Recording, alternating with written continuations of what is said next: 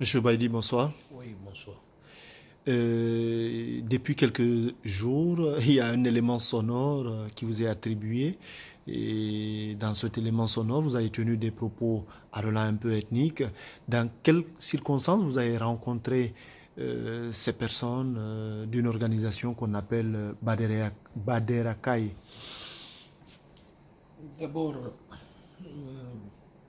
je vous remercie de votre persévérance à me rencontrer pour que je m'exprime sur cette question d'éléments sonores.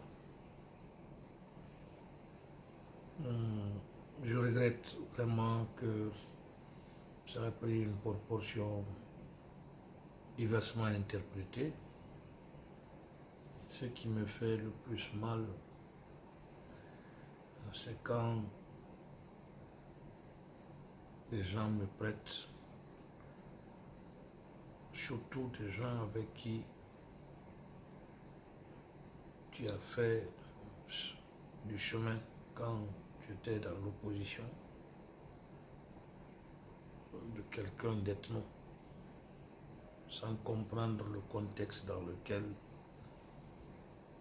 il y a eu ce fond sonore. Je tiens à le préciser. Moi, je suis un Guinéen de souche multiséculaire.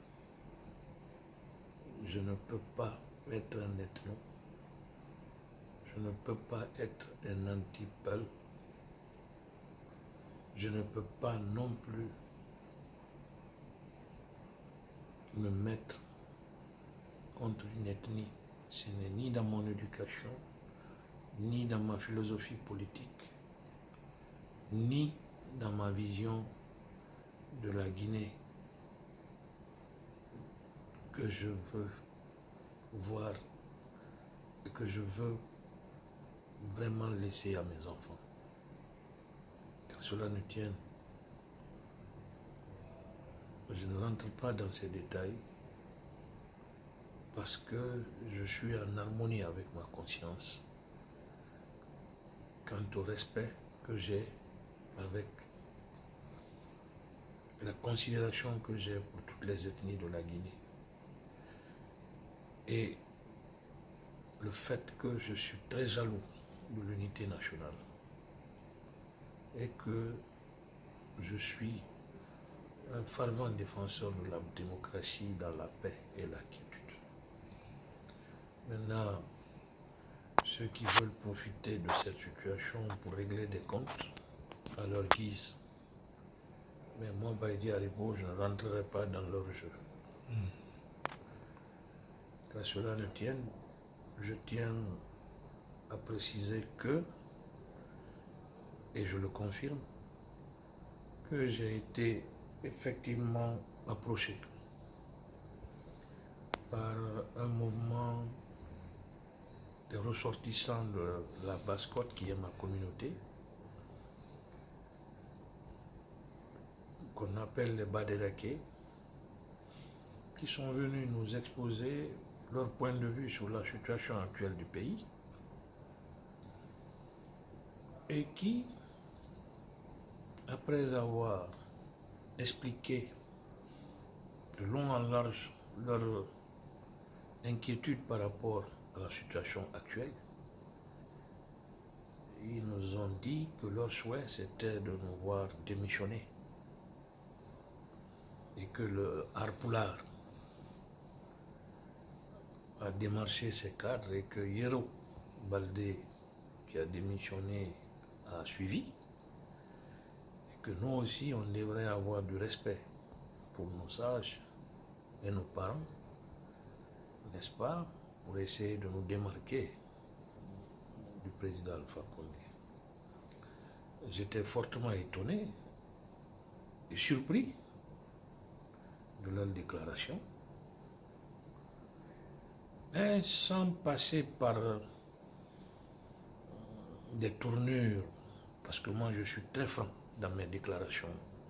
Je dis ce que je pense et je dis les choses comme je le comprends. D'abord, j'ai tenu à préciser qu'en aucun cas, moi, Baïdi Haribou, je ne rentrerai dans un jeu pour lâcher Alpha Condé, le déstabiliser ou vraiment le trahir. Parce que je suis quelqu'un qui n'est pas éduqué comme ça. Par atavisme, par vision de la Guinée, il n'est pas de ma nature, d'ailleurs la nature de nos parents, de trahir quelqu'un qui ne vous a rien fait. Surtout quelqu'un que vous côtoyez, que vous voyez dans l'exercice des fonctions tous les jours, que vous appréciez le travail sur le terrain pour la Guinée et les Guinéens. Honnêtement, j'ai répondu que Alpha est l'homme de la situation dans ce pays en ce moment. Vu ce qu'il a fait, vu ce qu'il est en train de faire, vu ses ambitions pour ce pays, il n'est pas, moi, Baïdi, de mon devoir de rentrer dans une quelconque action visant à le trahir. Donc vous n'êtes pas prêt à démissionner, malgré la pression de vos parents? On est loin même d'un problème de démission. On est dans un cadre de loyauté. Okay. Écoutez-moi très bien.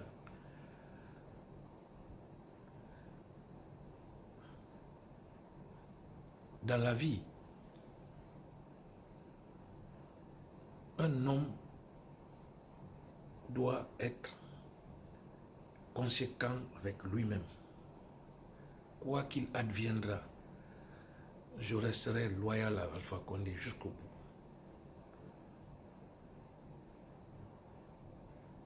J'ai été opposé au président Alpha dans les temps.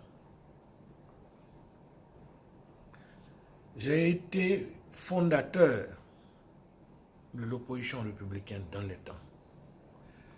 On a fait beaucoup de parcours avec pas mal de politiciens actuels. Donc, je sais ce qui est là-bas. Je sais comment on a travaillé, n'est-ce pas, pour que beaucoup d'acquis de la démocratie soient consolidés. En 2013, on s'est battu pour qu'il y ait eu des élections législatives. On s'est battu pour que certaines institutions républicaines soient validées dans le cadre des accords qu'on a signés à l'époque. En 2015, quand l'opposition a raté le coach de la candidature unique, je me suis résolu que cette opposition n'offrait plus d'alternative crédible parce que je me disais qu'on se battait pour l'unité et le développement du pays. Mais si on était incapable, si on a été incapable d'ailleurs de nous trouver un candidat au-delà des élans communautaires ou peut-être même au-delà des appartenances régionales et qu'on avait présenté ça en 2015, on n'aurait pas subi le Nkukao. Mais je prêchais dans le désert et je tirais la conclusion que je n'avais pas de temps à perdre dans un schéma pareil et que j'allais me consacrer à mes travaux de député à l'Assemblée. Ce que j'ai continué. Le rapprochement entre l'UFR et Alpha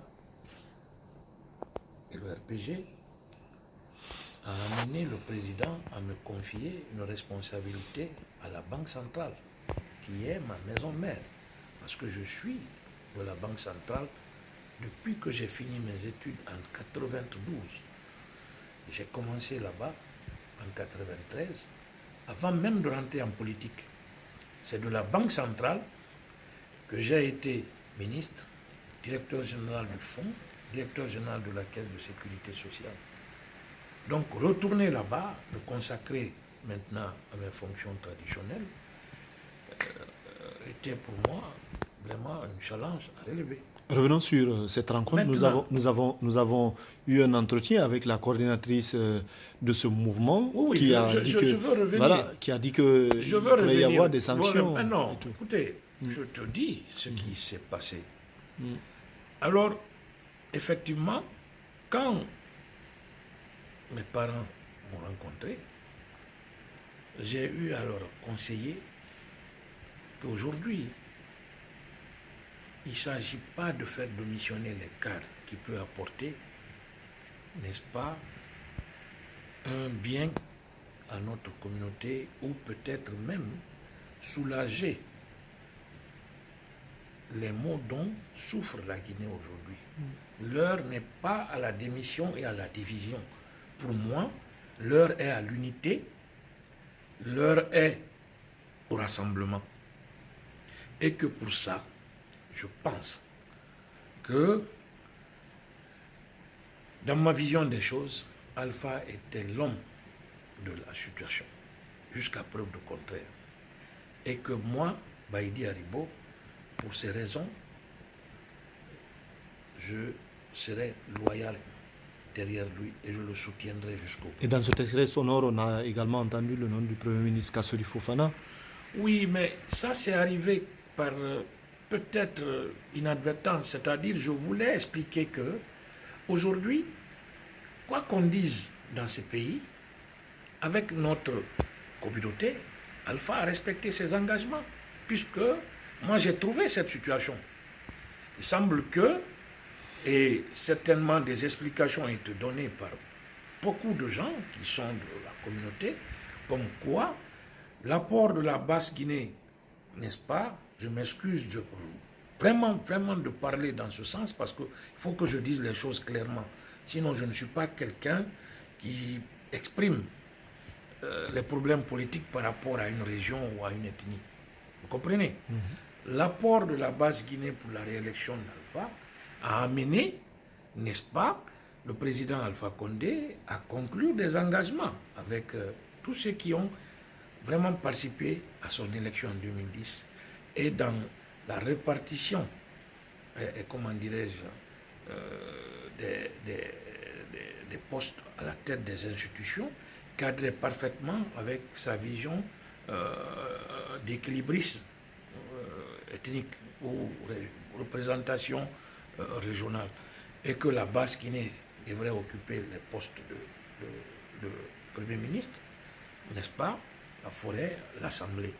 C'est ce que j'ai dit à mes compatriotes, que Alpha a toujours respecté ses engagements envers la Basse-Guinée en mettant un fils de leur terroir à la tête. Et que, aujourd'hui, ma vision des choses, c'était d'aider Alpha Condé à travers ce fils à consolider vraiment le développement tant souhaité et pour la Basse-Guinée et pour toute la Guinée. C'est dans ce contexte que le nom du Premier ministre est arrivé. Mais à penser que je voulais dire que Kassori était le dauphin ou peut-être même, comment je vais dire ça, Le prochain candidat le peut-être. prochain candidat ou quoi, ça ne m'a jamais traversé l'esprit. Kassori Fofana, que je connais, est dans l'esprit du président. Il le soutient et il est aujourd'hui dans la même logique, certainement, que nous autres, de la loyauté envers le président de la République, qui est Alpha Condé, parce que nous sommes tous persuadés que c'est l'homme de la situation, que c'est l'homme qu'il faut pour le pays. Dernière question certainement, M. Baïdi Haribo. Aujourd'hui, quelle est votre position? Est-ce que vous avez un appel à lancer à l'endroit des acteurs politiques face justement à ces nombreuses tumultes politiques que traverse notre pays? Vous savez, je n'ai pas d'autre alternative que de les rappeler à la retenue, à la raison. Je le dis à chaque fois. Je vois des dérapages souvent sur les réseaux sociaux. Je vois souvent des termes un peu extrémistes sur les réseaux sociaux. Je vois aujourd'hui les fils de ce pays qui parlent souvent de manière à amener la violence politique dans notre pays. Il ne faut pas que cela arrive. Il ne faut pas que cela arrive en Guinée. Nos prédécesseurs, nos parents qui se sont battus pour l'indépendance de ce pays ont toujours privilégié l'intérêt supérieur de ce pays plus que tout autre. Il est de notre devoir, des fois, de penser à ça.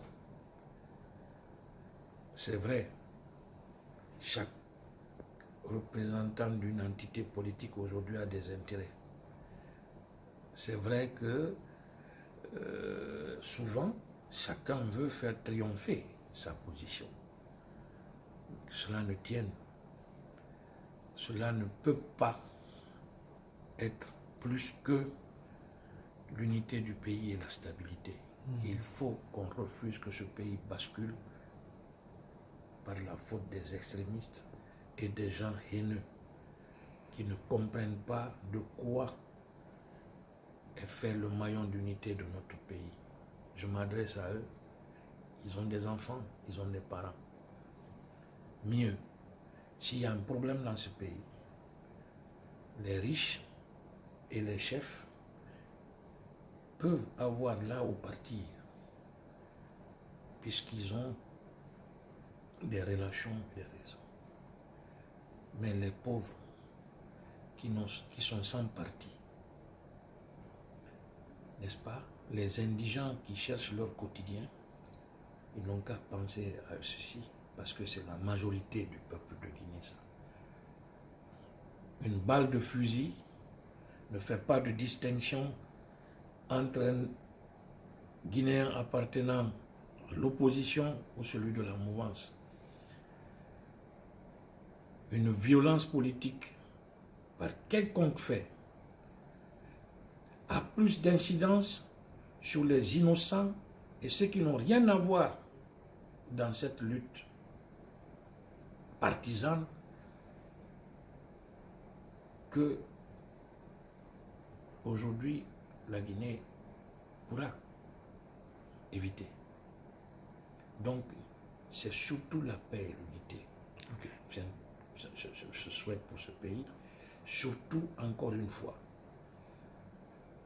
rien encore ne peut se faire sans qu'on se mette autour de la table pour parler. Souvent on fait appel à la communauté internationale pour venir parler entre nous, parce que quelque part il y a une certaine crise de conscience et de confiance. Mais qu'est-ce que ces gens-là nous répondent? Allez-y vous asseoir, parler. Ce que vous allez dire là-bas, c'est ce que nous prenons comme action. Alors je ne sais pas pourquoi aujourd'hui nous ne pouvons pas nous parler. On s'est connus avant d'être aujourd'hui des politiciens. Nos familles sont liées. Dans d'autres sphères, on parle entre nous. Mais qu'on arrête vraiment de faire en sorte que ce pays soit dans une situation qui ne repose que sur des intérêts égoïstes et partisans. Franchement. Ok. Merci.